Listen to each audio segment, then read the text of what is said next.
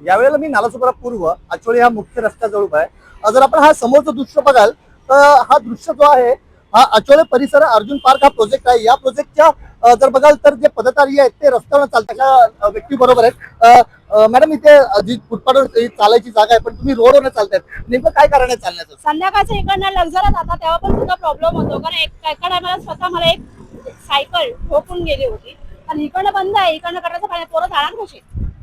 नक्कीच किती दिवसापासून अशी परिस्थिती आहे? झाले 4-5 वर्ष होत आले रे, म्हणजे 4-5 वर्षापूर्वी हा आपल्याला असं होत आलेले आहे त्या गोष्टीला। काय वाटतं आपल्याला प्रशासनाने कसं काम केलं? पावसातनं मेन जास्त प्रॉब्लेम होतो की जो हा फुटपाथ आहे हा फुटपाथ पूर्णपणे बिल्डरनी कब्जा केलेला आहे आणि ही तर घाणीचं साम्राज्य उभं केलेलं आहे। तर आपण बघाल तर ही जी लोक आहेत या रस्त्यावर चालणारी लोक, मुख्य रस्ता आहे आणि या रस्त्यावर गाड्यांचीच असेल किंवा चालणाऱ्यांची पण रहदारी जास्त प्रमाणात आहे आणि त्या लोकांना न इलाजाने या फुटपाथचा वापर करता येत नाहीये, कारण की बिल्डर जो आहे त्या बिल्डरनी या अशा प्रकारे बांबू लावून आणि या फुटपाथवर कब्जा केलेला आहे। कुठेतरी अपघात होणं हे नाकारता येत नाही। अशा लोकांवर कारवाई होईल का असा एक सर्वसामान्यांच्या मनात प्रश्न नेहमीच उत्पन्न होत आहे। कॅमेरामॅन रवीसह मी निलेश महाडिक, नालासोपारा।